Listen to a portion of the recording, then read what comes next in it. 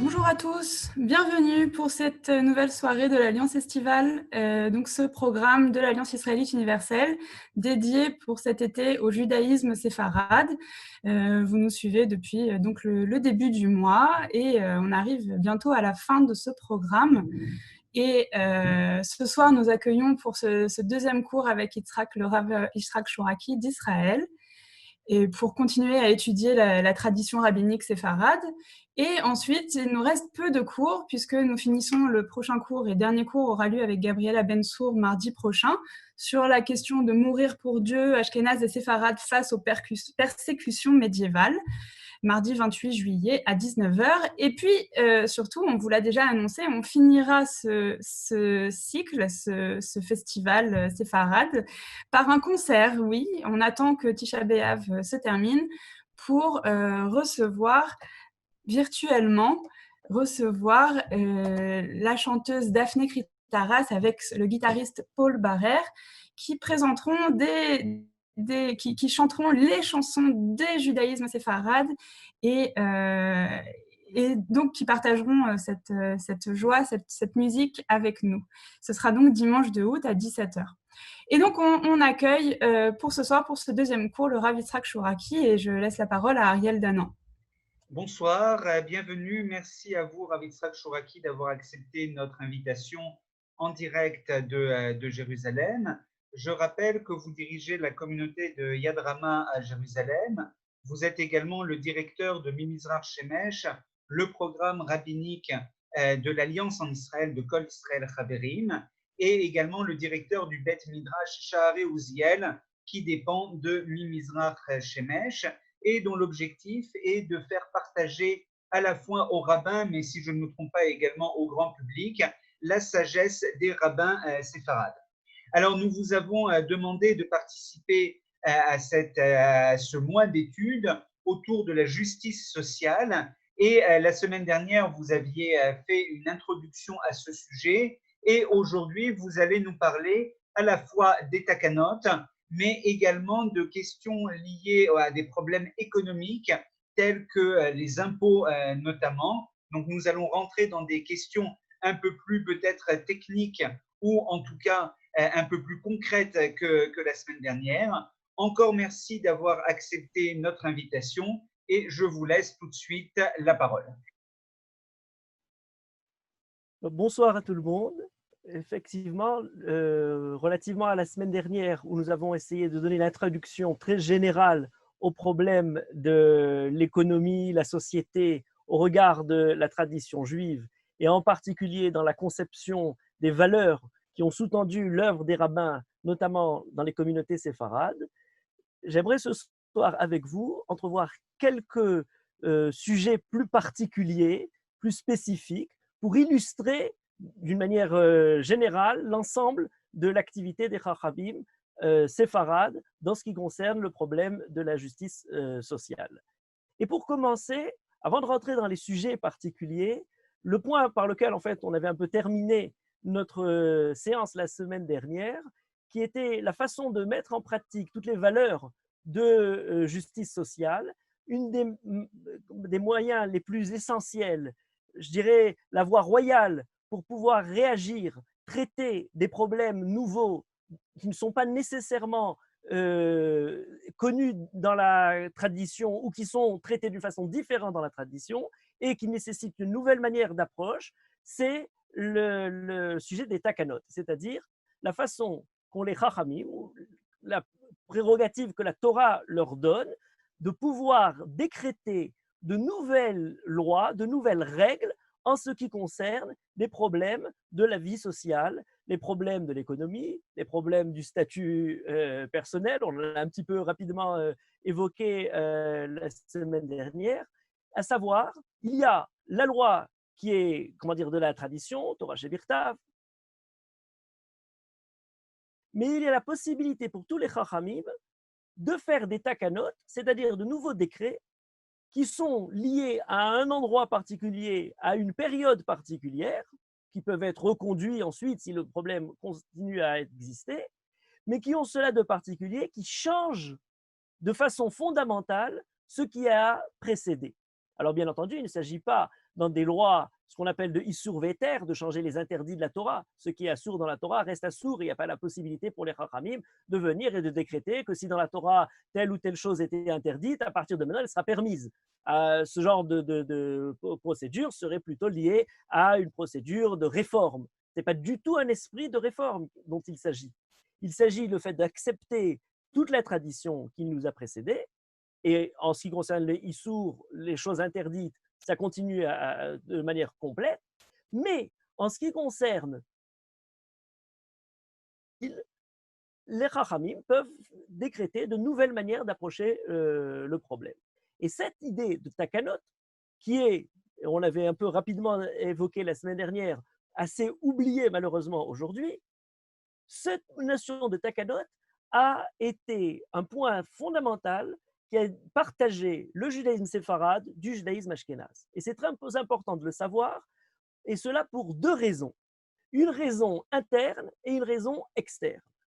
La raison interne, tout d'abord, à savoir telle que les Chachamim eux-mêmes percevaient comme, possibilité ou non de faire des takanot, est liée déjà à une marloquette, à un débat de l'époque des Rishonim, c'est-à-dire des Baalei HaTosafot en France et de l'époque du Rambam, du Rif, en territoire plus séfarade et d'Afrique du Nord. Est-ce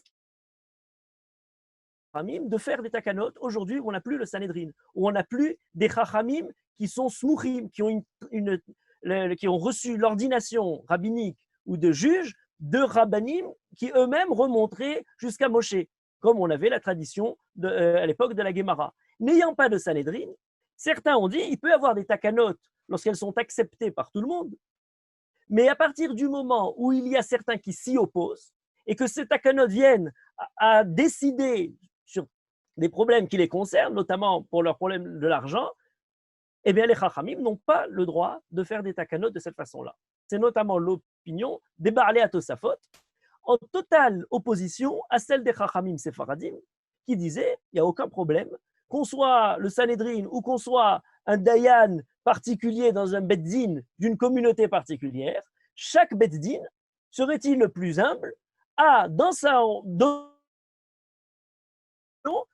communauté, la possibilité de faire une takana qui elle-même pourra avoir des retombées sur l'ensemble de la communauté ou sur l'ensemble des gens, même ceux qui s'y opposent.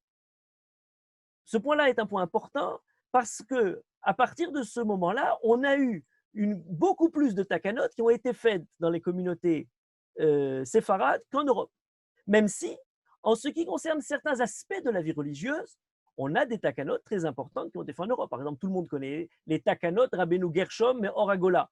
Des takanot un peu mythiques, j'allais dire, qui remontent bien avant même Rashi en Europe et qui décident de tout un tas de points très importants. Maintenant, relativement à ce débat, qui notamment a commencé avec Rabbeinu Tam, le petit-fils de Rashi, on a, de la part des Chachamim eux-mêmes, une perception en Europe, à la différence de la perception en séfarade et en Afrique du Nord, qui dit, en Europe, on n'a pas la capacité à faire des takanot trop, qui imposeraient à l'ensemble des gens quelque chose contre leur volonté, et inversement, les Chachamim séfarades l'acceptent. Ça, c'est une raison interne qui a duré depuis cette époque-là jusqu'à ce jour, où on a de la part des Chachamim ashkénazim, et c'est ce qui explique par exemple le fait qu'en Eretz Israël, dans la manière d'être possède, de décider la halacha, qui est essentiellement dominée par la tradition ashkénaze, on n'a plus fait de takanot jusqu'à aujourd'hui. J'en parlais un peu la semaine dernière à propos du Rav Herzog à la création de l'État d'Israël. Par contre, dans les communautés séfarades, jusqu'à leur arrivée en Israël, on a une pléthore de takanot. À toutes les époques, des takanot qui ont permis de changer et à tous les domaines, ça s'est produit. Alors ça, c'est une explication ou une remarque interne à la communauté, à la perception des Chachamim. De cette différence entre pays séfarades et pays ashkénazes en ce qui concerne les takanot, qui est liée à une raison externe, à savoir, depuis l'émancipation, donc à peu près 18e siècle, 19e siècle, suivant les pays, suivant les communautés, suivant la façon dont les Juifs ont été acceptés dans la vie civile, avec des droits civils dans le pays où ils habitaient, le programme de l'émancipation a laissé la vie juive interne à chacun, juif chez lui, dans sa communauté.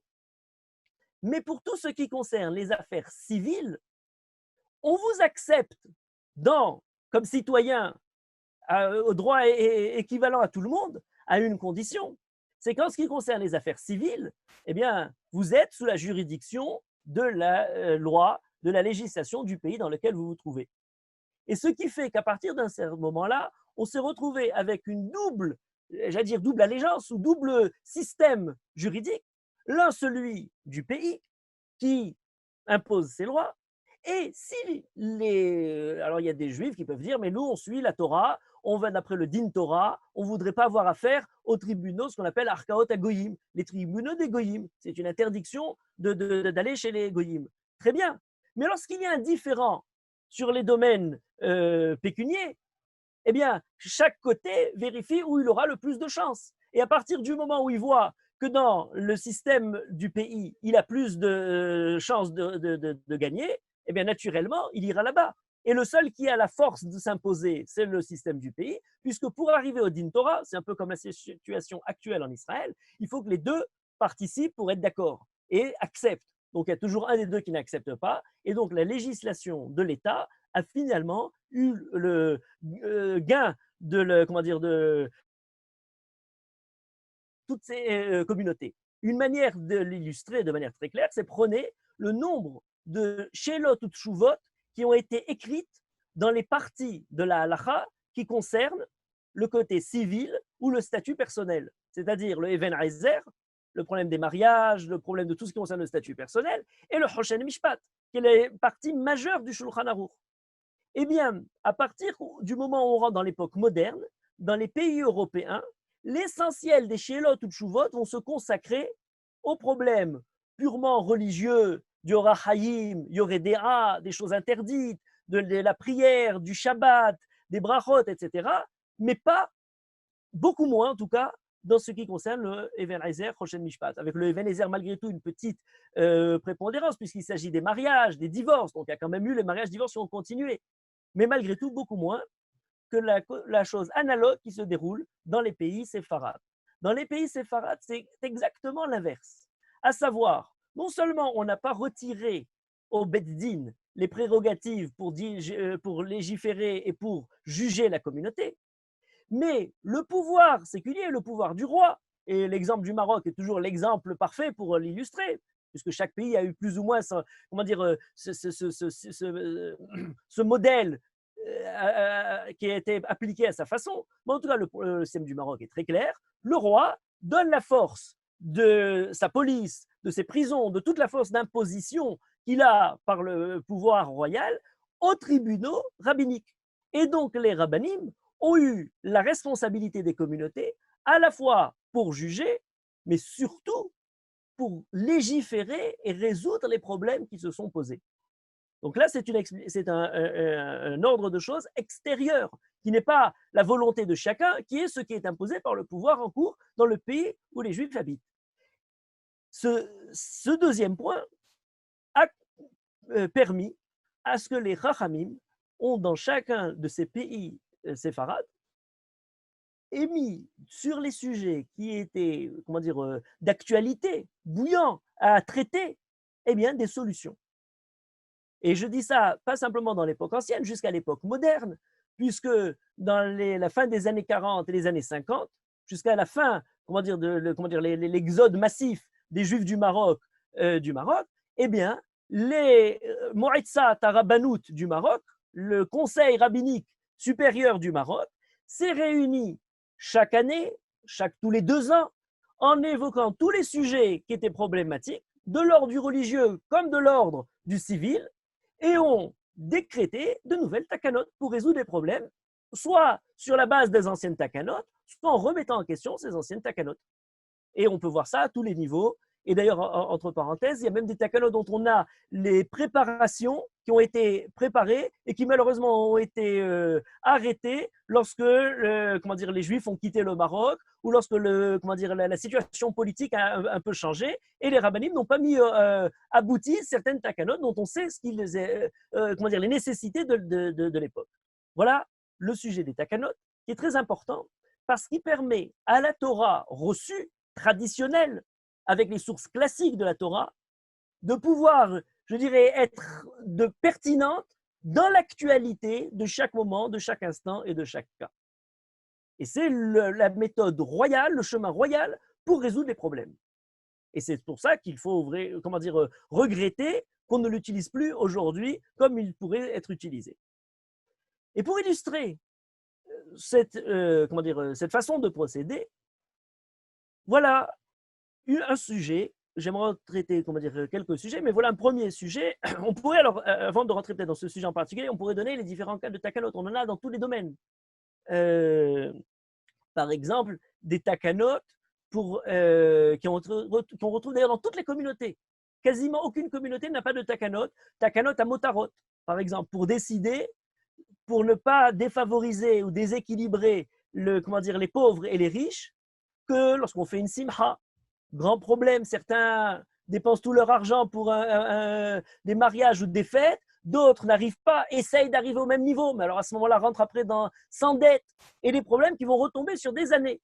Les chachamim, comment dire, décrètent, voilà comment on doit faire les takanot sur presque j'allais dire, le menu du mariage, et on a le détail de chacune. Et ce sont des takanot qui d'ailleurs sont parfois acceptées, parfois on voit la même takana qui est répétée quelques années plus tard, parce qu'on se rend compte qu'elle a tenu 1 an, 2 ans, mais les gens n'ont pas pu se retenir et les gens n'ont pas pu accepter, et du coup, les chachamim ont été obligés de refaire cette takana-là, de la réimposer avec tout ce que ça pouvait avoir de contraignant pour les gens de la communauté.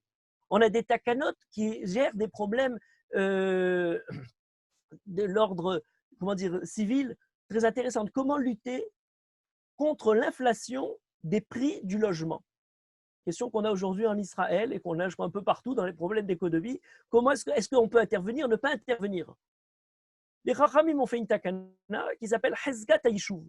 D'ailleurs, une expression très intéressante parce qu'elle ne se retrouve dans aucune source classique. On la découvre à la fois en Europe et à la fois dans les pays séfarades. Et elle veut dire une chose et son contraire entre l'Europe et les pays séfarades.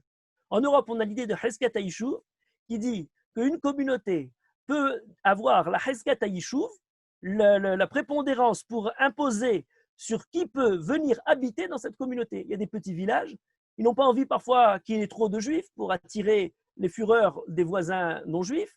Ils ne veulent pas qu'il y ait trop de juifs peut-être parce qu'on va attirer l'attention du pouvoir central qui va finalement nous donner plus d'impôts. On ne sait pas qui va pouvoir venir dans cette communauté. Est-ce que c'est des gens pour nous ou c'est des gens qui vont peut-être des dénonciateurs ou de nos ennemis? Par conséquent, la Keïla a le droit de faire une hezkat haïchou, d'interdire le fait de venir habiter à d'autres. Quelque chose d'impensable. Et les Chachamim qui ont entendu parler de cette chose-là, des fois, disent, mais comment vous avez fait pareil? Et c'est un décret qui est permis, parce que c'est tous les gens de la communauté sur place qui se sont fait cette takana-là. Et tout le monde était d'accord là-dessus. Donc même suivant l'opinion des Chachamim d'Europe, on aurait le droit de le faire. À l'inverse, cette même notion de hezkat haïchou, on la retrouve dans les pays musulmans, et les juifs de ces communautés imposent le fait que si quelqu'un a, parce qu'il a des besoins de vendre sa propriété, de vendre sa maison, de vendre quoi que ce soit, eh bien, celui qui va l'acheter à bon prix, puisqu'il s'agit de quelqu'un qui est dans le besoin, donc qui baisse le prix, ne pourra pas après la revendre au prix plus fort sans reverser au premier propriétaire la différence de prix qu'il aurait gagné. Du coup, toute spéculation sur l'immobilier devient superflue, et ça ne lui permettra pas d'avoir des rentrées. Le premier propriétaire gardera hezkat haïchou, la chazaka sur son bien, même après l'avoir vendu, puisqu'il l'a vendu parce qu'il était dans le besoin, et donc on ne voudrait pas que son bien immobilier soit utilisé pour faire monter les prix. Quelque chose de sidérant. Voilà une takana qui se mêle de la vie économique dans ce cas-là, de plus, a priori, civil, sans aucune relation religieuse. C'est dans cet esprit que j'aimerais étudier avec vous une takana fondamentale qui remonte au Talmud et qui s'est développé tout au long des communautés et qui a sa source dans une valeur juive profonde prônée par la Torah, par les Nevi'im, et dans laquelle les Chachamim ont mis en pratique par la loi, par la Takana, la valeur que les Nevi'im soutenaient. Et cette Takana est liée au problème des prix et du contrôle des prix. Est-ce qu'il faut avoir une société ou une économie dans laquelle le marché est libre? Est-ce qu'il faut avoir une société dans laquelle il y a la mainmise de l'État ou des autorités communautaires sur le marché? Voilà un débat totalement économique, à la rigueur, on dirait, de l'époque moderne, et on connaît les différentes théories d'un bout à l'autre des positions sur cette question-là. Or, on a là-dessus un débat qui a commencé déjà à l'époque de Nevi'im et qui s'est déroulé dans la Guémara et qui après a eu ses conséquences. Je vous mets voilà en partage le Makor. Alors, on a, pour commencer, la chose suivante. On a un premier thème qui, avant celui du contrôle lui-même, est-ce que quelqu'un a le droit d'utiliser sa fortune, ses biens, et de garder des denrées qui sont des denrées nécessaires à l'ensemble de la communauté, des gens qui l'entourent, et notamment des denrées vitales pour les malheureux, en disant « mais moi, ça m'appartient, je vais essayer de faire de la spéculation sur les bons, sur ces denrées vitales, notamment en gardant ce qu'on appelle otsre perot, en gardant toutes ces provisions-là, jusqu'à ce que les prix montent, et ensuite, je pourrai vendre ça à prix plus haut. A priori, c'est la règle même du marché, et c'est la manière la plus évidente pour faire des affaires. Or, qu'est-ce que nous dit le Navi Amos? On se trouve parmi l'un des premiers Nevi'im, ce qu'on appelle les Nevi'im Aktav, ceux qui nous ont laissé le texte même de leurs prophéties, et pas simplement de leurs actions. Et on a dans Amos la phrase suivante, qui est d'une violence terrible à propos de la conduite, de dénoncer la conduite des gens qui se trouvaient là-bas. Écoutez ceci, c'est plutôt un avis du Malchut Israël, même si on a aussi pour Malchut Yehuda. On nous dit la chose suivante, écoutez ceci, vous qui aspirez l'indigent, le mot en hébreu c'est Shoafim Evion, quelqu'un qui suce, aspire jusque tout ce que peut avoir quelqu'un de malheureux, qui ruinait les malheureux du pays. De quelle façon? Vous dites, quand le mois sera-t-il passé afin que nous vendions du blé? De quoi s'agit-il? Il y a le mois de la récolte où tout le monde, les agriculteurs produisent, et donc c'est le moment de la récolte, ils vendent à ce moment-là toutes les réserves et les provisions à bas prix, puisqu'il y a une provision de récolte. Mais celui qui peut attendre et qui se dit, attendons que le mois de la récolte passe, moi j'ai de quoi engranger et laisser les cours monter, et quand il ne restera plus rien sur le marché, à ce moment-là, je déverserai le blé que j'ai, et à ce moment-là, je le verserai à prix plus élevé. Ou alors, deuxième position, quand finira le Shabbat afin que nous ouvrions les greniers? Alors, les commentateurs expliquent, il ne s'agit pas du Shabbat hebdomadaire, mais du Shabbat annuel de l'année sabbatique, la Shemitah. Quand finira le Shabbat? Pendant la Shemitah, il faut bien se dire que même si on a la promesse que Akadosh Baruch Hu donnera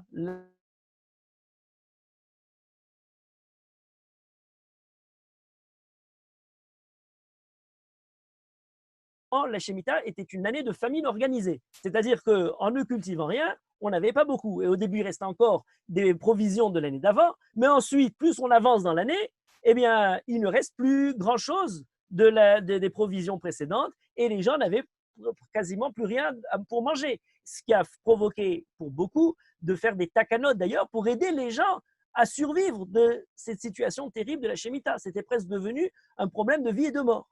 Maintenant, celui qui avait des réserves, qu'est-ce qu'il se dit?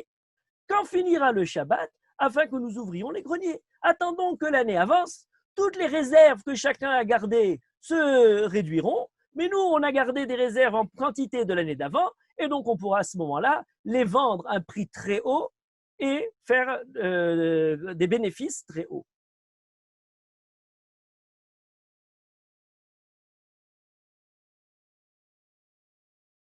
contre les malheureux. Et il rajoute un autre point, nous diminuerons la mesure, ça c'est le fait de tromper tout simplement, le poids avec lequel on mesure au marché les balances, eh bien on le diminue un petit peu en disant qu'il y a 1 kilo mais un peu moins qu'1 kilo.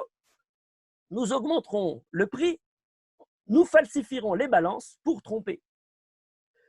Et lorsque les gens seront complètement démunis par cette conduite-là, nous achèterons les misérables pour de l'argent, le pauvre pour une paire de souliers, et nous vendrons la criblure du froment, nous vendrons même les choses les plus mauvaises qui restent, on pourra les vendre puisque personne n'aura plus rien.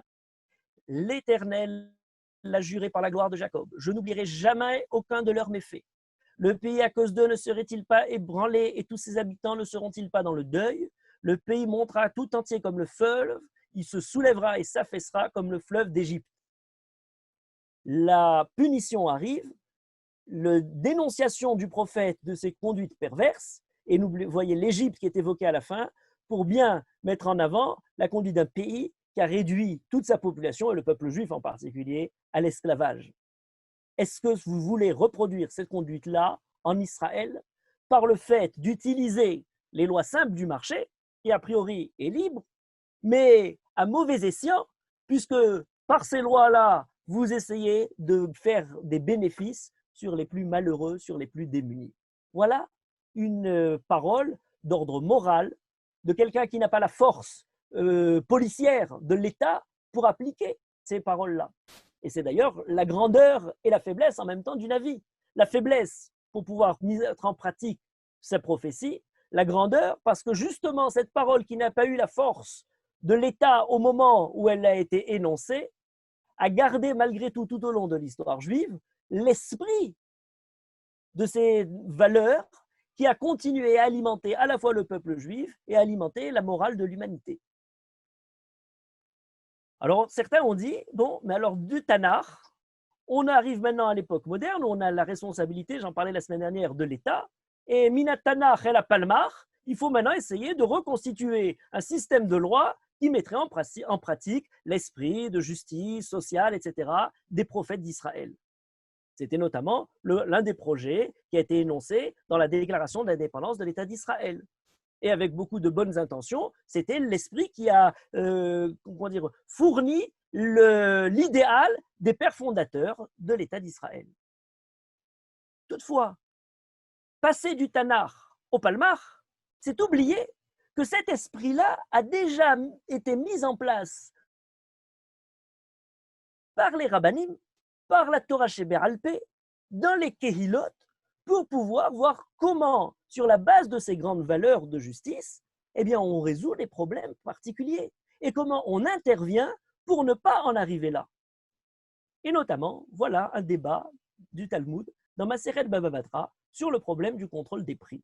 Alors, c'est un débat qui a plusieurs sous-gottes. Là, je vous ai ramené juste les deux grandes lignes sur ce débat-là. Il y a un passouk dans le Sefer Devarim où on nous dit « Even shelem avatzedek yelach » tu auras une mesure, une pierre pour faire le poids sur les balances qui sera entière et juste. Il ne faut pas gratter, éroder un peu les mesures et à part là, tricher et tromper les clients. Elle doit être entière, elle doit être sodéquette, juste, qu'elle correspond à ce qui est annoncé, le nom, le prix, etc. C'est ce que nous est dit dans le Sefer Devarim. Le problème, c'est que cette mitzvah-là, cette injonction-là, est répétée à 2 reprises différentes. Et donc, les Chachamim ont comme tradition, il ne s'agit pas simplement de l'interdiction pour le marchand, le commerçant, de tromper son client, c'est une première interdiction qui était fondamentale, mais il s'agit aussi pour les responsables de la communauté, pour le beddin de l'endroit, de veiller à ce que les commerçants ne trichent pas. C'est-à-dire, c'est une double mitzvah qui incombe à la fois à celui qui ne doit pas tricher, mais à la fois à ceux qui ont la responsabilité du marché à empêcher de tromper avec les mesures. Et c'est pour ça que les Chachamim nous ont enseigné, il est écrit, tu auras une mesure entière et juste, d'où l'on apprend qu'on nomme des contrôleurs pour les mesures. Il y avait des gens qui se promènent dans le marché et qui vérifient que de façon régulière, les gens n'ont pas, les commerçants, essayé de tromper. Jusque-là, il s'agit d'une fraude foncière, évident, de triche, de vol, très clair. Mais là, il y a une deuxième phrase qui est évoquée par nos maîtres et qui dit « Mais on ne nomme pas de contrôleur pour les prix. » C'est-à-dire, tant qu'on n'a pas triché sur la quantité des marchandises, des denrées, eh bien, on peut fixer le prix de façon totalement libre. Et sur cette question-là, il y a un débat du Talmud. Et à la fin de ce débat, on nous dit, mais attendez, cette position-là n'est pas la seule. Rabbi Hama, au nom de Rabbi Yitzhak, enseigne, on nomme des contrôleurs tant pour les mesures, pour les poids, que pour les prix, à cause des fraudeurs. Et ça, c'est un débat très intéressant, parce que si l'on voit la façon dont les Chachamim ont créé cette takana des contrôleurs, qui n'est pas écrit dans le pasouk Even Shelema Vatsedek Yelar, qui est un pasouk qui ne traite que des mesures. Maintenant, une takana, de créer un rôle particulier de gens qui contrôleront si jamais les denrées ne sont pas vendues à prix exagéré. Alors, ce débat-là est expliqué par les commentaires du Talmud. Par exemple, certains disent pourquoi est-ce qu'il ne faut pas nommer de contrôleur pour les prix? Rabbi Yom Tov de Séville, un des grands commentateurs du Talmud, nous dit pourquoi? Pour une raison très simple, c'est que ça n'a aucune possibilité de se réaliser. Le marché, les prix, la possibilité de contrôler, d'organiser toutes ces choses-là sont vouées à l'échec. Pour quelle raison? Mais parce qu'il y a tellement d'éléments qui doivent rentrer en jeu pour réfléchir sur les prix. Toute forme de plan, toute forme de planification de l'économie n'arrivera pas à répondre de manière immédiate, pas d'une solution de l'État, d'une planification totale, mais simplement dans un marché, au village, dans un endroit très très restreint. Malgré tout, le Ritba, Rabbi Yom Tov de Séville, nous dit qu'il est impossible de pouvoir réaliser ce contrôle des prix, donc pas besoin, c'est totalement inefficace. D'autres Chachamim, Rabbi Shaya de Trani, dans le sud de l'Italie, dit la raison pour laquelle on ne peut pas le faire, c'est parce que si on commence à contrôler les prix, eh bien on désespère les marchands et les commerçants. On a besoin de gens qui viennent vendre chez nous. Et si jamais on commence à leur dire vous ne pouvez pas vendre plus que ci ou plus que cela, eh bien ils ne viendront pas. Et finalement, il y aura moins de commerçants. Ayant moins de commerçants, les prix vont monter naturellement. C'est quelque chose qui est contre-productif pour notre communauté. Déjà, on entrevoit le problème justement de l'offre, de la demande et du besoin d'attirer des gens qui vont permettre finalement de faire baisser le prix puisqu'il y aura plus de gens qui vendent les choses ici. Et c'est cette explication-là qui est développée de façon… Shmuel Ben Meir, le petit-fils de Rashi, qui dit la raison pour laquelle on ne nomme pas des contrôleurs pour les prix, c'est que ce n'est pas nécessaire. Le marché veillera à ce que les prix soient eux-mêmes équilibrés naturellement. Il y a la fameuse Yad HaNe'elama, la main providentielle de Adam Smith. Nous, on dirait la main de la providence, mais en tout cas, peu importe. Il y a le marché de lui-même. Si quelqu'un veut vendre au prix, eh bien, il y en a d'autres qui vendent plus bas et il sera obligé de baisser ses prix. Et donc, naturellement, le marché va s'équilibrer à un bon équilibre qui sera la bonne mesure à la fois pour ceux qui achètent et pour ceux qui vendent. Donc, il n'y a pas besoin de rentrer dans ce problème de contrôle des prix. Ce qui est très juste et ce qui est la règle normale. La Torah ayant comme système économique un système libre, le marché libre. Pourtant, il y a une deuxième opinion. Et cette deuxième opinion de Rabbi Hama, au nom de Rabbi Yitzhak, un Tana lui aussi, il s'agit de l'époque des Tanaïm, même s'il s'agit de la fin de l'époque des Tanaïm, de l'époque de Rabbi Yehuda Hanassi. En tout cas, Rabbi Yitzhak nous dit, on nomme des contrôleurs à la fois pour les mesures que pour les prix. Voilà une manière de mettre en pratique la dénonciation violente de quelqu'un qui risquerait de faire monter les prix. Pourquoi? À cause des fraudeurs. Alors, il y a plusieurs explications, mais l'une des explications, c'est de dire, mais c'est très simple. Il y a des gens qui ne jouent pas avec les règles du marché. Le marché n'est pas toujours ce qui permettra d'établir le prix exact en faveur des plus démunis. Pour une raison très simple, c'est qu'il peut y avoir un monopole, il peut y avoir des cartels, il peut y avoir quelqu'un qui utilise ses provisions, comme on l'a vu tout à l'heure, pour attendre que les prix, qu'il soit le seul sur le marché, et à ce moment-là de faire monter les prix. et même si on essaye de lui faire concurrence, on pourra très difficilement ramener le prix à un juste niveau. Par conséquent, il est besoin pour les Chachamim d'intervenir sur le marché. Voilà quelque chose de très intéressant. On a dans ce débat, dans ces quelques lignes du Talmud, presque je dirais, le débat le plus moderne qu'on ait sur le fait dans quelle mesure l'État doit rentrer dans l'économie, doit malgré tout apporter différents contrôles sur ce qui devrait se faire de manière totalement libre. Et on a les différentes options qui sont posées. La halakha a été tranchée dans cette sougya du Talmud suivant la deuxième opinion. C'est comme ça que le Rambam tranche, c'est comme ça que le Shulchan Aruch tranche. Il y a contrôle des prix dans la mesure où il s'agit de denrées de base, c'est-à-dire de denrées nécessaires chez un effet shlouyabahem, pour les pauvres, pas pour les produits de luxe, et dans la mesure où laisser le marché tel qu'il est risquerait de porter préjudice aux plus démunis. Ce n'est pas une politique absolue, ce n'est pas une politique qui doit être mise de manière comment dire, une halakha les Moshe Misinaï. C'est une politique qui est mise en place sous la base d'une takana qui peut être revisitée à chaque époque, à chaque moment, en fonction des besoins de cette époque. Cette takana, cette manière de voir les choses a eu des retombées. C'est que lorsque les Chachamim avaient la mise sur le marché, mettons à l'époque de la Mishnah, on est en Eretz Israël, on peut encore imaginer et comprendre comment ça a un effet. Mais à partir du moment où les Juifs habitent dans des kehilot où ils n'ont pas tout seuls la pratique du commerce, il y a d'autres personnes qui viennent, notamment des goyim, qui ne sont pas du tout tenus de ce que les Chachamim peuvent faire comme takanot. Comment continuer à essayer de lutter contre des prix qui se mettent à flamber, d'autant plus dans des situations qui vendent, savent très bien que les acheteurs vont payer le prix fort. Alors on a déjà ça, quelques évocations de ce sujet-là dans la Guémara, par exemple, un sujet qui depuis l'époque du Talmud jusqu'à aujourd'hui n'a quasiment pas bougé, c'est le fait de vendre à l'approche de Sukkot les Arba'at Aminim, le Lulav, le Hadas, etc., à prix haut, notamment le Etrog et le Hadas.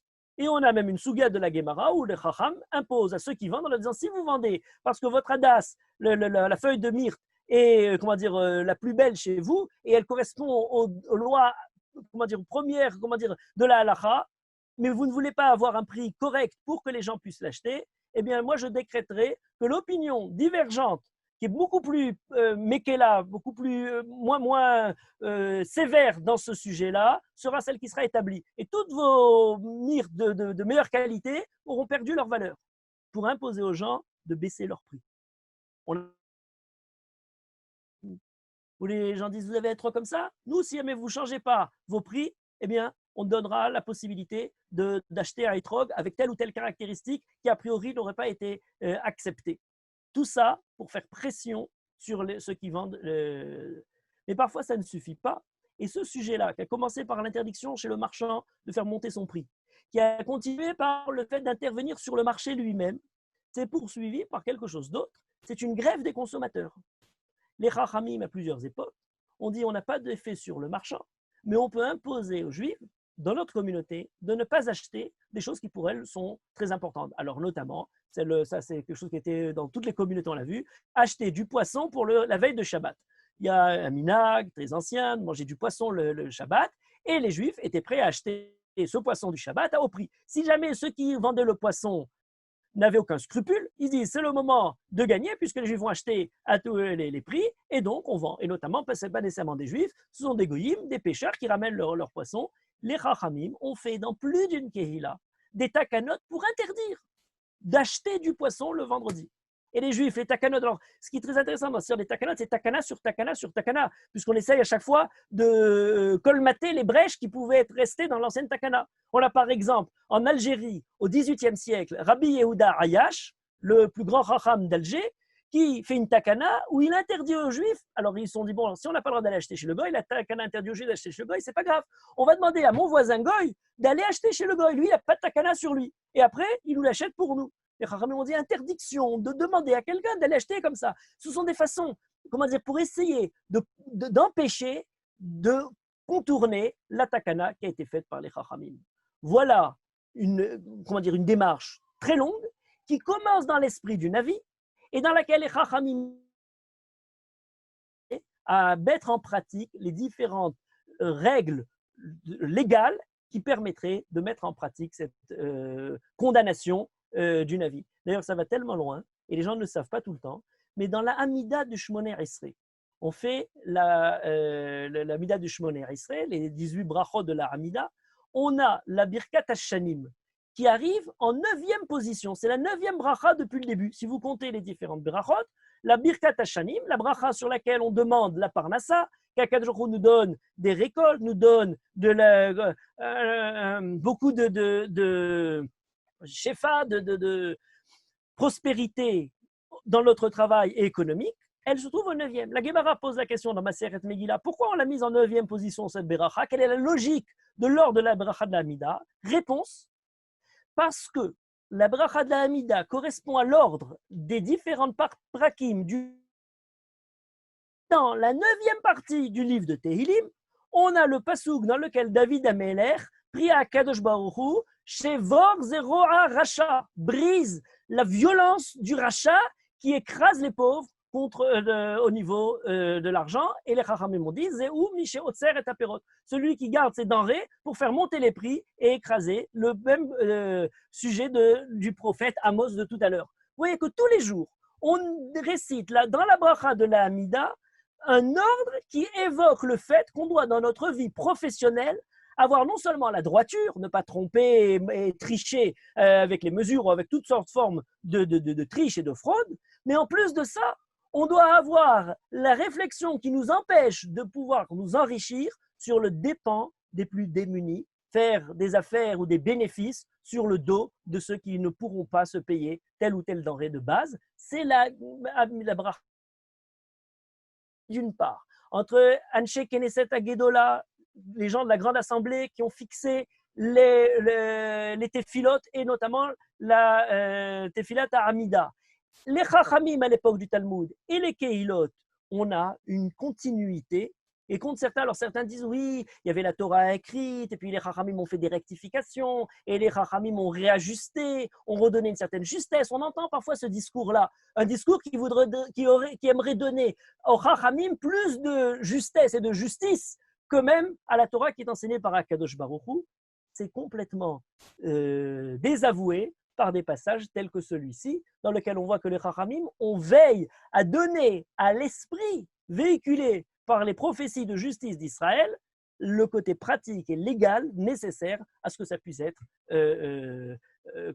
quelque chose de contraignant et d'appliquer dans les communautés d'Israël. Voilà un exemple, je dirais, par excellence, qui nous donne à la fois sur la durée de l'histoire et à la fois sur l'intervention des Chachamim au niveau de la justice sociale, sur un sujet qui n'a pas fini de nous intéresser de l'économie, du marché libre et de l'intervention des Chachamim ou de l'intervention des autorités sur le marché, une position très claire des Chachamim, où on le sent dans la Souga du Talmud, le débat jusqu'où est-ce qu'on a besoin de les nommer, on n'a pas besoin de les nommer, peut-être on laisserait le système de base, qui est un système libre, le libre marché, malgré tout, dans des cas où on sent que le marché risque de faillir, les Chachamim interviennent là-dessus. Et j'irai presque comme, encore une fois, en référence, je prends cet exemple parce que c'est toujours le Maroc est l'exemple parfait pour montrer cet exemple-là. Jusque dans les années 60, lorsque le rabbin Messas, qui était grand rabbin du Maroc avant de monter en Israël, était au Maroc, à l'approche de Pessah, c'est lui qui fixait le prix des matzot pour empêcher justement que les différents producteurs se mettent à faire monter le prix des matzot. Et il disait, voilà, cette année, on vendra de telle ou telle façon. Le Chacham intervient sur la vie économique pour garder l'esprit de justice que la Torah désire. Voilà un exemple à travers les takanot. J'aimerais entrevoir avec vous un second exemple qui est lié à la façon de gérer les takanot à travers la psycha de la halacha. Je m'explique. Il y a parfois des takanot qui ont été émises et une des règles qui ont été fixées, une législation des Chachamim, une askama des gens de ville. Mais ensuite, on se pose la question, est-ce que cette manière de légiférer était justifiée? Est-ce qu'elle n'a pas changé? Mais on n'a pas des Chachamim pour changer la takana. Et on va voir le posek pour lui demander est-ce qu'elle était légal? Est-ce qu'on ne peut pas faire quelque chose pour empêcher cet acte aujourd'hui complètement dépassé? Et on a donc une autre démarche des Chachamim, c'est à travers l'écriture de la halakha, de la psikat halakha, par exemple les Shelot Utshuvot, le psak-din du Bet Hadin, l'intervention sur le sujet des takanot. Et je voudrais prendre comme exemple un sujet qui concerne le problème des impôts. Alors, une petite introduction. On va étudier un passage Chacham, volontairement, je n'ai pas pris un Chacham marocain, Chacham de Damas, de Syrie, au XVIIe siècle, qui est le fils de Rabbi Chaim Vital, Rabbi Shmuel Vital. Rabbi Chaim Vital étant l'un des grands disciples du Harizal, qui a mis par écrit la Torah du Harizal. Son fils, Rabbi Shmuel Vital, est le grand rabbin de Damas au XVIIe siècle, et lui-même est un Mekoubal qui a, alors si Rabbi Chaim Vital a assemblé les enseignements de Harizal, celui qui a publié les Shmona She'arim du Rabbi Chaim Vital, c'est Rabbi Shmuel Vital. Mais à part le fait d'être un grand Mekoubal, c'est aussi un grand posek. Il a écrit des commentaires sur le Talmud, il a écrit des Shelot Utshuvot, celles dont on va voir quelques lignes dans un instant. Il a écrit des commentaires sur le Rambam, sur les lois d'ailleurs de Even Hazer, du statut personnel. Il a écrit sur le, comment dire, c'est-à-dire Nashim en ce qui concerne le Rambam, sur le Even Hazer, et il a écrit aussi des livres de connaissances générales. Ça, c'est quelque chose d'important. Par exemple, un livre de médecine. Alors, je ne sais pas si beaucoup aujourd'hui seraient allés se faire soigner par ce genre de médecine, mais en tout cas, il a écrit Ta'aloumat Chokhma, qui était une Ta'alouma à l'époque et qui pour beaucoup aujourd'hui reste encore une Ta'alouma. Il a écrit un livre d'astronomie où il parle des astres et de toute l'astronomie. C'était ce qu'on appelle un Chacham Hashalem, un Chacham dans tous les domaines, à la fois de la Torah et des connaissances générales. Dans ce que nous allons étudier sa position dans un cas particulier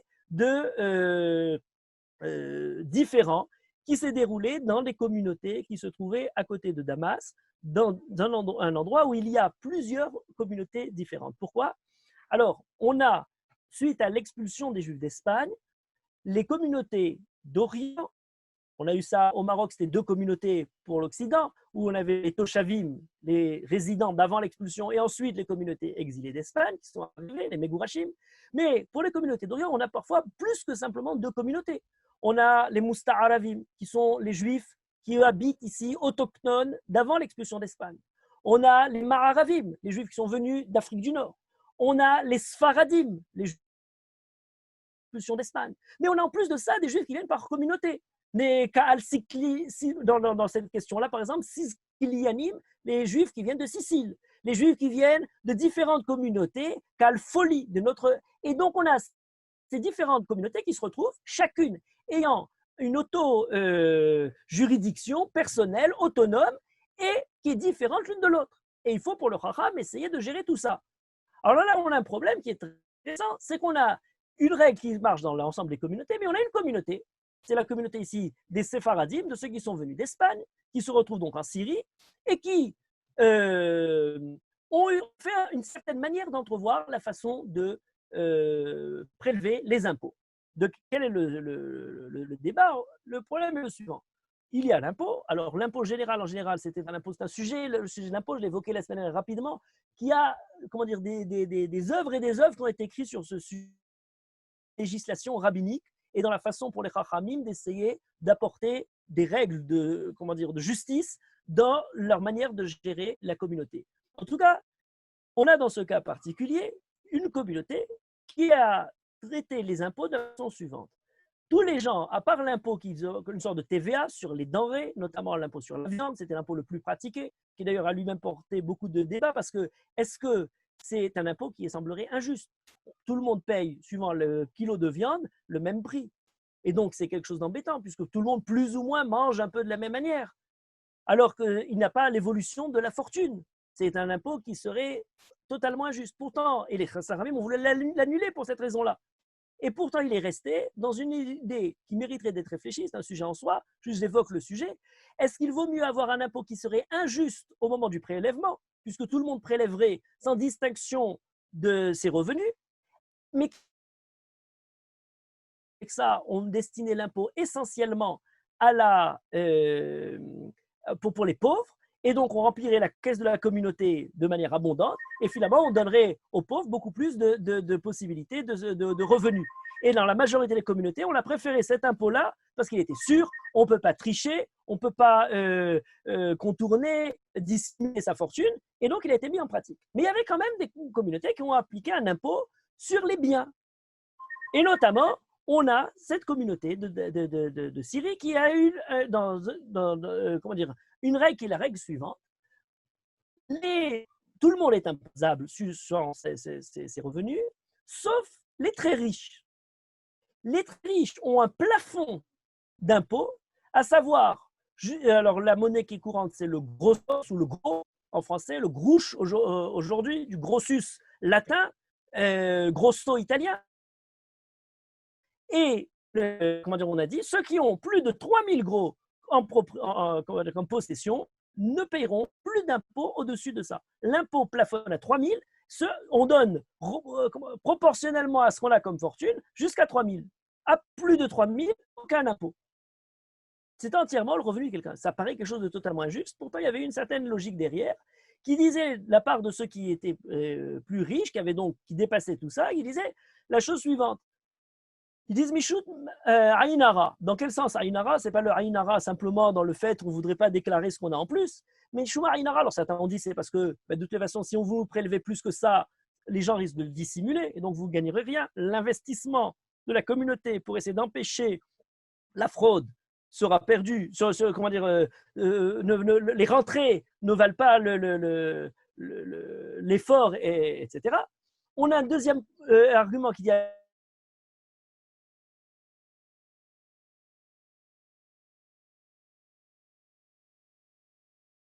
précédemment, lorsqu'on l'a gagné. Troisièmement, on ne voudrait pas attirer l'attention du pouvoir extérieur, parce que si jamais ils savent qu'on a beaucoup d'argent, ils ne vont pas simplement demander plus d'impôts, mais ils vont élever même le taux, et par conséquent, toute la communauté risquerait de perdre, et donc les Chachamim ont dit, on met un plafond pareil.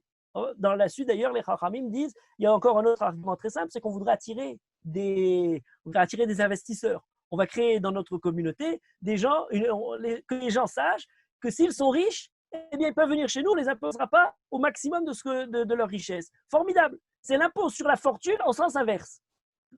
La haute fortune n'est pas même imposée au même taux que ce qui précède, elle n'est plus du tout imposée. Quelque chose qui semble totalement injuste. Et ça a marché pendant des années. Pendant des années, ça a marché, juste avec une époque où ils ont rectifié. Une autre fois, ils l'ont mis à 2000, suivant plus ou moins les différentes crises dans la communauté. Autrement, c'est toujours resté à 3000. Et maintenant, la situation a changé. Dans cette communauté, la situation va très mal. On est dans une situation où on a besoin de beaucoup plus d'argent. Et les pauvres ou les classes moyennes vont se plaindre en disant c'est totalement injuste. Nous, sur tout ce qu'on a comme revenu, on paye proportionnellement notre impôt. Et les riches, eux, sont exemptés d'impôts pour ce qui est au-dessus de tout ça. C'est quelque chose d'injuste. Les riches disent, et c'est leur gros argument, mais il y a un minag, il y a une massorette, il y a une takana qui a déjà été faite, puisque la communauté avait accepté ce système-là. On ne peut plus changer. Et d'ailleurs, pour ajouter plus sur ça, certains disent, mais nous, on est venus habiter ici, justement parce qu'on sait que dans cette communauté, on avait ce taux très, très positif par rapport aux autres endroits. Les pauvres rajoutent, oui, mais justement, c'est un problème. Comment se fait-il que notre communauté, il y a différentes communautés qui habitent dans cette ville-là, je les évoquais tout à l'heure, aucune autre n'a fait un taux pareil. Aucune autre n'a fait une exemption pour les riches. Il n'y a que chez nous que ça marche. C'est un scandale. Ce débat-là s'est produit chez les autorités compétentes internes à la communauté, mais n'ont pas réussi à s'en sortir. Et on va chez le Chacham, qui est le plus général de l'ensemble de la communauté, c'est Rabbi Shmuel Vital, qui chapeaute un peu toutes les communautés de Damas, qui sent qu'il y a dans cette histoire une embrouille terrible, parce que le fait de créer de la justice sociale, Ce n'est pas un grand mouvement populaire pour essayer d'aider les classes défavorisées et perdre pour autant l'appui nécessaire pour la vie économique de tous ceux qui ont des bons revenus, de tous ceux qui font marcher l'économie de la ville. Et on ne voudrait pas non plus ni se les mettre à dos, ni les faire fuir, ni les empêcher de continuer leur travail qu'ils font pour la communauté. Et c'est quelque chose de très délicat à ce point, cette manière de gérer les choses. C'est des questions totalement d'actualité. Aujourd'hui, on vit dans ces questions-là. Rajouter un point important, ces gens-là sont venus en pensant qu'on leur donnait un taux d'impôt particulier. Est-ce qu'on a le droit de rectifier le tir en mouvement? On a déjà donné ce taux, on s'est déjà engagé. On peut maintenant revenir en arrière sur cet engagement. Est-ce qu'on pourrait maintenant annuler cette takana qui a précédé sur nos impôts? Il pourrait dire, mais attendez, on a déjà fixé quelque chose, on ne peut pas continuer. Il y avait le problème analogue s'est produit il n'y a pas si longtemps en Israël. On a trouvé des gisements de gaz. Alors, il n'y a pas de problème de gisement de gaz dans la Gemara, ni la manière d'utiliser, comment on répartit cet argent. Mais il y a eu une situation particulière, c'est que pour amener des gens à essayer de forer pour trouver, on ne sait pas qu'on allait trouver beaucoup, à accepter un certain taux entre l'État et ceux qui ont investi pour pouvoir trouver le gaz. Et après, ils l'ont trouvé et l'État s'est dit, ah mais non, si jamais il y a tellement de gaz, personne n'avait imaginé de telles richesses. Ils ont dit, bah alors dans ce cas-là, il faut rectifier à la hausse l'accord qu'on avait eu. Et les autres ont dit, mais attendez, vous avez déjà signé un accord particulier, comment vous pouvez accepter de nous changer ça en plein milieu? Est-ce qu'on a le droit ou on n'a pas le droit de changer quelque chose qui a déjà été mis en marche? Ce sont des questions qui chacune soulève des nombreuses sources et d'entrevoir tout ce qui a été travaillé pendant toute l'époque de la Torah chez Béalpé pour répondre à ces questions-là. Alors là, on a une démarche très originale et j'allais dire même assez violente et osée de la part du Chacham. Dans un premier temps, il commence sa teshuva en disant « Moi, je préfère ne pas me mêler. » Il est écrit dans la Masechet celui qui n'est pas gaslibo behora, celui qui va un peu trop rapidement, qui risquerait de vouloir trancher la justice, eh bien, il se met à avoir que des malheurs parce qu'il va justement de manière trop rapide à énoncer cette conclusion. Celui qui, au contraire, évite le fait de vouloir rapidement trancher dans le din ou de se mettre à faire la justice, porek mimenu eva, il s'éloigne de toutes sortes de haine, de violence, il pourrait être sujet par le fait de se mettre dedans. Et donc, on dit, écoutez, moi, je suis dans cette communauté, pourquoi venir me chercher alors que je n'appartiens pas à la communauté? De l'autre côté, il dit, oui, mais ne pas se mêler, peut-être moi, je m'attirerai des problèmes personnels, parce que ça va déplaire à certains la position que je vais prendre, mais la chose sûre, c'est qu'au niveau de cette communauté, la laisser aller telle qu'elle va, dans ces tensions, dans presque le côté violent et belliqueux des différents partis en présence, assure désintégrer la communauté. C'est la désagrégation totale d'une communauté. Est-ce que je peux reculer devant le fait d'appliquer la halakha vis-à-vis d'une communauté qui est totalement sans possibilité d'elle-même de trouver la réponse à une question pareille? Et donc il dit, après beaucoup d'hésitation, je me suis malgré tout lancé dans cette communauté, dans ce cas-là, pour essayer de le résoudre.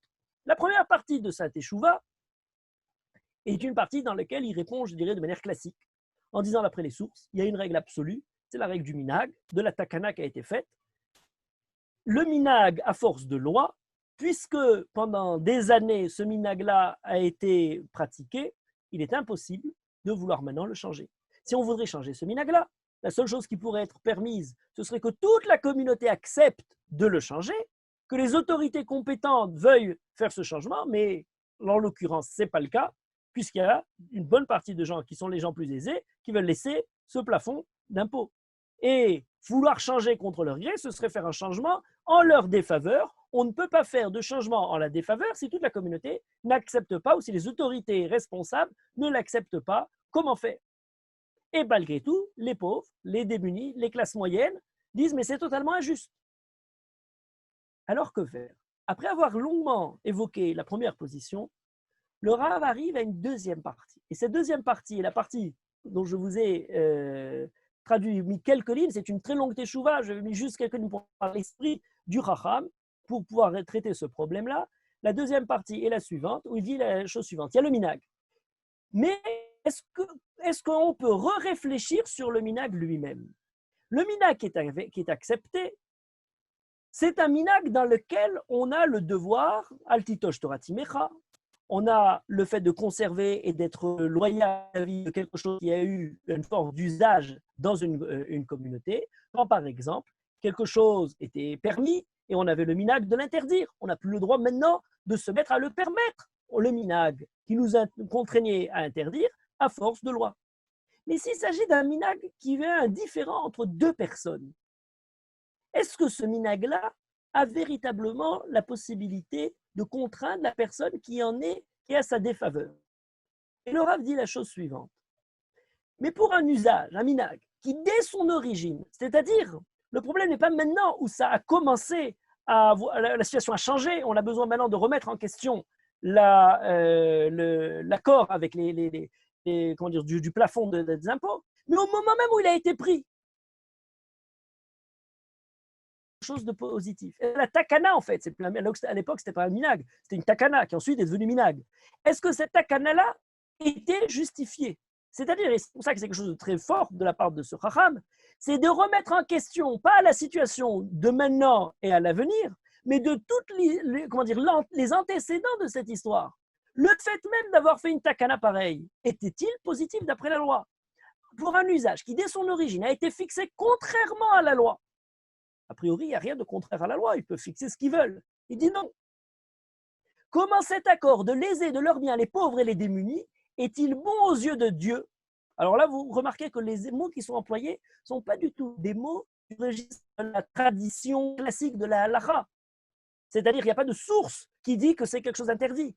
C'est l'esprit de Chacham, alimenté aux valeurs profondes de la Torah, du tzedek, du rapport qu'on a vis-à-vis des plus démunis. En hébreu, c'est encore plus fort. Il dit Aïtav Be'ene Hashem. Est-ce que c'est quelque chose qui est souhaitable pour Akadosh Baruch Hu qu'une personne de classe moyenne, donc ce qu'on appelle les bénonymes, qui n'a pour toute fortune que 100 gros, très peu, avec lequel il se nourrit, lui et sa famille, s'habille, subvient à ses besoins, devrait payer son impôt sur tous ces 100 gros, tandis qu'un riche que Dieu a gratifié de 10 000 gros, avec lequel il mange, festoie, développe son capital et augmente ses recettes, ne devrait être imposé que sur 3 000 gros, et le reste de sa fortune en serait exempt. C'est quelque chose qui a comme valeur le jugement moral du Rav, et le jugement moral du Rav est imposé comme quelque chose qui va pouvoir remettre en question la takana qui a précédé, le minag qui a précédé, pour l'annuler à sa racine. Le riche augmente ainsi sa richesse, la pauvreté sur le pauvre. Ça, c'est une phrase de la Gemara qui dit Batar aniya azla aniuta. Le malheureux qui est déjà malheureux, il tire à lui l'infortune. Et l'infortune ne va plutôt que chez les malheureux et pas chez les plus riches. Et il continue, dans l'une des violences les plus terribles qu'on puisse affirmer, ce n'est que la loi de Sodome, et il n'y a ni juge ni justice qui justifierait cela. Let dayan velet dina. Il ne peut pas y avoir de dayan ou de din qui accepterait le absolu. C'est quelque chose qui est utilisé comme une valeur profonde du Chacham pour influer sur la décision, pas actuelle, qui a été prise avant et qui remet en question de manière totale. Il laisse malgré tout une petite réserve. Sa réserve est intéressante. Il dit, à moins que les riches n'expliquent à l'ensemble de la communauté que le fait de les laisser à ce plafond, ça leur permet de faire plus d'affaires, ça permet d'attirer encore d'autres. Il vaut mieux qu'il y ait beaucoup de gens aisés qui puissent payer même un impôt plus bas et qui finalement pourra renflouer les caisses de la communauté au bienfait des pauvres. Si tout le monde l'accepte, qui est quelque chose d'assez surprenant, parce que le malheureux qui est dans le besoin, il voit plutôt rapidement, il ne va pas voir sur le long terme. En tout cas, il dit, si jamais les pauvres sont convaincus par ça, j'ai rien à dire. Ce sera un changement de la kana, les tovat kulam. Mais s'ils veulent le changer pour continuer, ils veulent garder ce qui s'est produit comme ça, c'est quelque chose d'absolument interdit. Voilà, il évoque d'ailleurs la loi de Sodome, et c'est très important parce que dans la conception des Chachamim, l'histoire de Sodome, qui à l'origine est une histoire, une aberration totale, d'une violence et d'une perversion absolue, va, au fur et à mesure de la façon dont elle est expliquée par les Chachamim, je ne dirais pas en diminuant, mais en perdant de son caractère monstrueux pour devenir quelque chose de totalement classique qu'on rencontre, je dirais, de banal de tous les jours. À l'origine, dans l'idée de Sodome, ce sont des gens qui sont là pour faire violence aux invités, qu'on interdit les pauvres. On a les anges qui arrivent chez Lot. Otsiotam nous venedera otam, la perversion dans ce cas-là de plus monstrueux, cette violence, ce viol des invités de Lot. On a la description qui rajoute ça sur la violence faite aux filles de Sodome qui ont voulu donner à manger à des pauvres. Et ensuite, on a dans le Navi, dans Yechezkel, l'évocation de Sodome simplement pour parler de quelqu'un d'un pays qui est riche et qui ne fait pas attention aux malheureux, qui n'essaye pas d'aller pour essayer de soutenir par sa richesse ceux qui sont plus dans le besoin. On serait plus proche de ce Sodome d'ici. Mais ensuite, dans l'époque des Chachamim, Sodome devient ce qu'on appelle Midat Sedom, c'est-à-dire la mesure de Sodome, celui qui dit ce qui m'appartient m'appartient, ce qui t'appartient t'appartient, et nous ne bougeons pas. A priori, c'est quelque chose de totalement, c'est la loi dans l'égalité la plus absolue. Si quelqu'un refuse l'aide à quelqu'un d'autre, quand cette aide apportée ne lui coûte rien et est totalement bénéfique pour quelqu'un d'autre, ce qu'on appelle Zenéné Vezelo Haser, celui-là en aura profit et l'autre n'en aura aucune perte, eh bien, les Chachamim interviennent en disant on empêche Kofim al Midat Sedom, pour empêcher d'avoir la situation de Sodome. D'ailleurs, pour empêcher d'ailleurs que la loi ou que le côté purement juridique de la chose puisse être le côté définitif de la situation du pays. Un pays dans lequel on fait rentrer dans le livre des lois l'interdiction d'aider les malheureux et on ne bouge pas sans dire qu'est-ce qui est écrit proche de la lettre de la loi, et on oublie l'esprit que la Torah veut nous enseigner au niveau moral, eh bien c'est déjà un pays de Sodome. Un pays dans lequel on ne réfléchit pas sans dire « attendez que je me concerte avec mon avocat », c'est très légal, c'est très logique, c'est très bien, mais s'il ne s'agit que de réfléchir au côté légaliste de la chose, en perdant de vue la justice profonde qu'elle est évoquée par la Torah et les Nevim et les Chachamim tout au long de l'histoire, ce qu'on appelle ici Roi Chachamim, Roi HaTorah, Aïtav Be'ene Hashem, eh bien, on est déjà dans une conduite perverse qui est la conduite de Sodome, même si on n'a rien de monstrueux dans les conduites vis-à-vis des étrangers, vis-à-vis de toute la dissolution des mœurs qui étaient pratiquées à Sodome. Ce n'est pas dans cette dissolution des mœurs. Les Chachamim nous enseignent comment arrive-t-on peut-être à ça quand on a commencé d'abord par cet égoïsme profond de la conduite humaine. Mais ce qui est originel, pour faire ça, comme je disais la semaine dernière à propos de la paracha de la manne, une belle dracha pour essayer d'enthousiasmer le tzibour sur la conduite normale à avoir au niveau moral, d'aider les malheureux. Mais là, cette valeur morale est traduite en termes halachiques pour imposer une intervention sur les lois qui régissent cette ville et qui oblige les chachamim à empêcher quelque chose de négatif. Voilà ce qui est apporté dans ce passage-là. La loi de Sodome se transforme en quelque chose de halachique. Et ce point-là est le point très intéressant de la justice sociale que j'essaie d'illustrer depuis tout à l'heure. À savoir, il y a les grandes valeurs, il y a l'esprit profond par lequel les chachamim entrevoient la vie sociale et la vie économique. Et on peut éduquer pour essayer d'influencer la communauté et le peuple juif de se rapprocher de ces valeurs-là. C'est ce qu'ont fait les Nevi'im, avec plus ou moins de succès.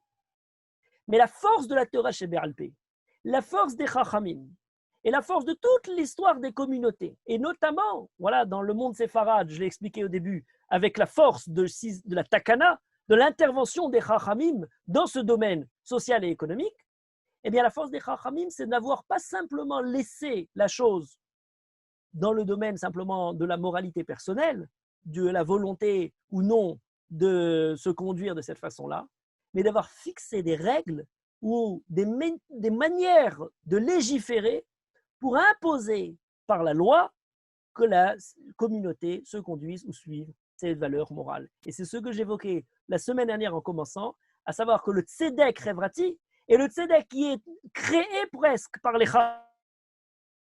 rapprocher la communauté, la société dans laquelle on vit, de l'esprit premier de la Torah. Dans se disant, une société où on accepterait par la loi quelque chose qui resterait simplement au bon vouloir de chacun, lorsqu'on sait qu'il y a des injustices profondes, une perversité dans la conduite, ça peut être celle de l'utilisation du marché et des prix pour écraser les démunis, c'est celle qui essaye de trouver une manière d'imposer, mais de cette façon-là, donnant une injustice flagrante entre les plus riches et les moins riches vis-à-vis de l'impôt, les Chachamim interviennent. Et c'est cette intervention-là qui est la caractéristique des Chachamim en pays séfarade, à la fois dans leur conception personnelle de la possibilité de faire des takanot, dans leur responsabilité économique et sociale, et à la fois dans ce qui est attendu par l'État ou le pouvoir ou la société dans laquelle ils vivent. Le pouvoir d'un pays musulman a donné aux Chachamim cette nécessité de participer à la vie économique et sociale.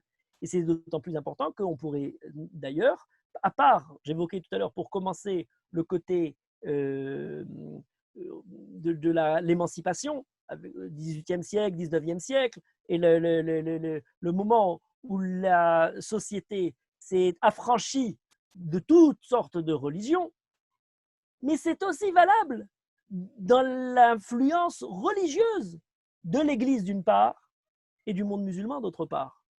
Église selon laquelle on n'a rien à faire en ce qui concerne les affaires de la cité. Rendre à César ce qui est à César, et l'Église n'a pas, je l'évoquais en commençant la semaine dernière, rien à dire là-dessus.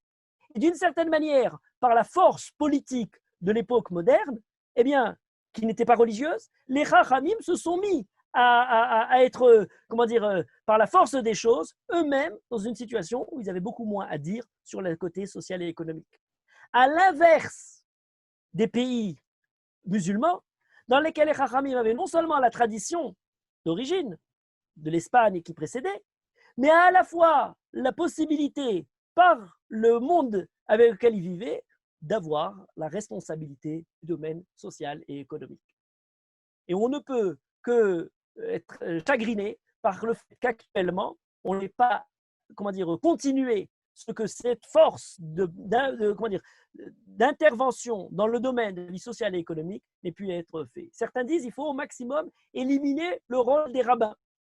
Or, ce qu'on voit, c'est exactement l'inverse. C'est qu'à chaque fois où les Chachamim ont eu la responsabilité pour résoudre les problèmes, et on leur en donne les moyens, et ils ont été éduqués dans le fait que c'est leur devoir de résoudre ces moyens, et cette phrase-là est lourde de sens, c'est toute une conception du rôle rabbinique qui est derrière tout ça, eh bien les Chachamim ont été en mesure de trouver des solutions, jusqu'à l'époque la plus actuelle possible. Et à chaque fois qu'on a enseigné que le rôle rabbinique n'est pas le fait de s'occuper des problèmes de la société, de l'économie, mais se renfermer uniquement dans quelque chose de spirituel, makom, etc., ce qui est très juste, mais il manquait le deuxième aspect fondamental du rôle rabbinique. Et ce que nous pouvons apprendre de l'expérience des communautés séfarades, c'est justement cette manière de mettre en place dans le domaine de la justice sociale la halakha pour résoudre des problèmes, pour donner une réponse aux problèmes de la société. Je vous remercie de votre attention. Merci beaucoup Rav Shoraki pour cet exposé très, très intéressant, très clair. Alors on va commencer, on a donc déjà des questions. Et donc pour les questions, je vous rappelle que vous pouvez les poser dans le chat, c'est moi qui les lis, et on en a déjà une donc de Madame Arbonne. Bonjour, je ne comprends pas comment il a été possible que les Rachamim ont pu trancher la première halakha qui mettait une limite à l'impôt des riches sans se poser un problème moral. Il est triste qu'il ait fallu que Rabbi Vital intervienne pour rectifier le tir qui était déjà de travers. Quelle était la compétence réelle des premiers Rachamim et qui, pendant trop de temps ont joué le jeu des riches. Alors, j'ai évoqué rapidement et grâce à votre question, je vais pouvoir développer plus longuement. Premièrement, on n'a pas de renseignements sur qui a fait la première takana. Et il est fort probable qu'il s'agisse d'une takana qui a été faite par la communauté, pas par les rabbinim de la communauté, mais par ce qu'on appelle les negidim, les autorités, je dirais, juives, mais civiles un peu de la communauté, qui ont dit on a à faire venir des gens dans notre communauté. Et d'ailleurs, le Rav Vital, je l'évoquais, laisse cette option possible. Ce n'est pas quelque chose totalement dénué de sens.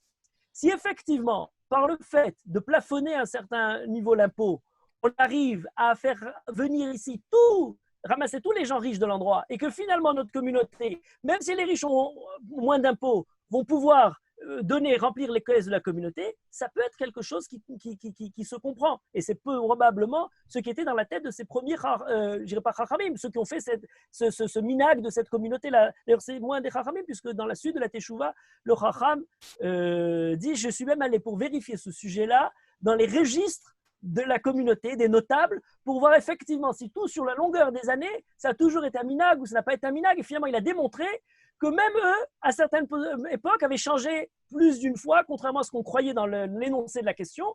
Et par conséquent, il dit, mais vous-même, vous voyez que vous évoluez en fonction des besoins et des nécessités, et donc c'est totalement justifié d'intervenir là-dessus. Le côté plus violent par lequel il a totalement fermé la possibilité de laisser ce plafond d'impôt et l'apanage d'un grand chacham qui a la force d'imposer sur les notables de l'endroit. Donc je pense que c'est comme ça qu'il faut approcher la question. Et encore une fois, ce qui est intéressant à travers votre question et ce sujet de manière générale, c'est que les chachamim, aujourd'hui, on aime beaucoup répondre aux questions en disant alors ils sont plus du côté social, ils sont plus du côté libéral, est-ce que c'est des ultra-libéraux? On essaye de les mettre dans les cases des différentes théories qui marchent aujourd'hui ou qui ne marchent pas, mais en tout cas pour les dire voilà où ils se trouvent. Dans ce début du XXe siècle, on a tout un tas de chachamim qui essayent de gens qui disent ah, on va montrer que la Torah est totalement socialiste, c'était la grande montée de tous les différents socialismes. Alors oui, les chachamim aussi ont cette vocation, etc. Les chachamim ne sont assujettis à aucune théorie en particulier. Ils réfléchissent, et particulièrement c'est exact pour les chachamim séfaradim, sans aucune idéologie qui précède, pour essayer de résoudre le problème de manière extrêmement pragmatique.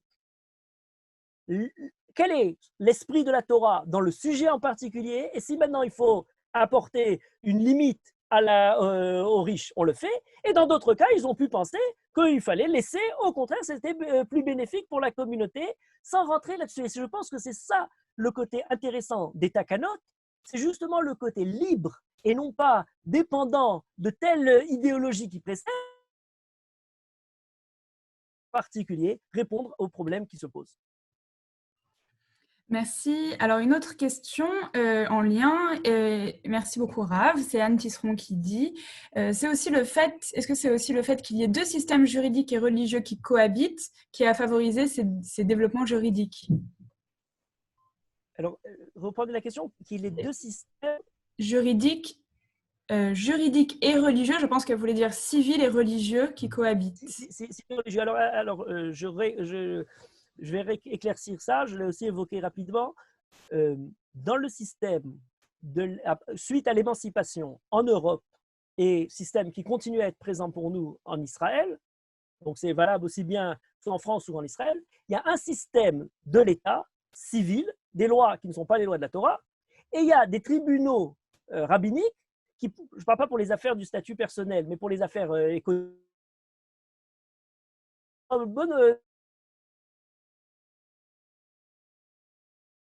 Donc, quand il y a deux personnes qui sont en dispute, en différend, eh ben, ils peuvent aller au Beddin, mais a priori, ils iront plutôt au tribunal civil, puisqu'il y en a un des deux qui dira ben, moi, le tribunal civil est meilleur pour moi et j'impose, puisque le tribunal civil de l'État a la force, le Beddin des rabbanim.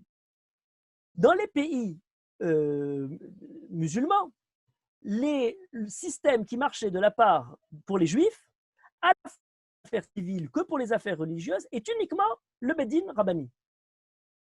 Donc, il n'y a pas le choix pour un juif de dire je vais aller dans un tribunal civil. Juif, il faut aller au Beit Din. Donc, les rabbinim ont eu pour responsabilité à la fois des affaires internes religieuses pour décider si une viande est cachère ou n'est pas cachère, ça tout le monde a continué à faire dans tous les pays du monde, mais aussi pour les problèmes de l'économie, de la société, puisque le juif n'a pas le choix. Et donc, nécessairement, les chachamim ont continué à travailler, à œuvrer dans ces sujets-là. Je vous donne un exemple. Lorsque, en Israël, à la Cour suprême, il y avait un juge, le juge Shofet Elon, qui a essayé toute sa vie d'avancer la présence et le développement du Mishpat Ivri, du droit juif, dans le système légal israélien. De quelle façon? On essaye de porter, sous la base de la halakha, des réponses aux problèmes actuels. Et on sait que la halakha n'est pas toujours traduite dans le langage moderne pour pouvoir mettre en pratique des questions très modernes et très difficiles à résoudre, sur lesquelles il faut plancher, travailler longuement. Le Shofet Elon, quand il a voulu avancer dans cette direction-là, a dit où trouve l'inspiration la plus développée dans le domaine vis-à-vis des problèmes modernes de l'économie et de la société dans les takanot des rabbanim du Maroc. Puisqu'elles ont continué donc, c'est la responsabilité du Beit Din sur les deux sujets, à la fois le sujet purement religieux et à la fois le sujet social et économique, parce que, et ça j'évoque ça, j'ai parlé de ça la semaine dernière, la Torah a ces deux aspects. Rappelez-vous du Rav Ben Amozeg, les deux aspects, l'aspect purement religieux et l'aspect politique, économique, social, qui sont les deux réfléchis au regard de la Torah. Voilà, c'est je ne sais pas si je réponds à votre question, mais c'est ça le rapport entre les deux systèmes de loi. Merci beaucoup, Rav Chouraki. Alors, nous allons être obligés de conclure. Je sais qu'il y a d'autres questions, mais nous ne pourrons pas épuiser le sujet. Ce que vous montrez finalement, c'est combien la pensée des rabbins séfarades, au-delà de leur intelligence, de leur modernité, de tout ce qu'ils ont réussi à faire, est aussi importante dans la société israélienne actuelle, pas que israélienne, on pourrait aussi le regretter certaines fois pour ce qui concerne les communautés juives de diaspora, notamment en France, mais je ne vous lancerai pas sur cette question. Merci à vous encore, Rav Yitzhak Chouraki, d'avoir accepté notre invitation. Nous sommes très touchés que vous ayez accepté ces deux cours avec nous.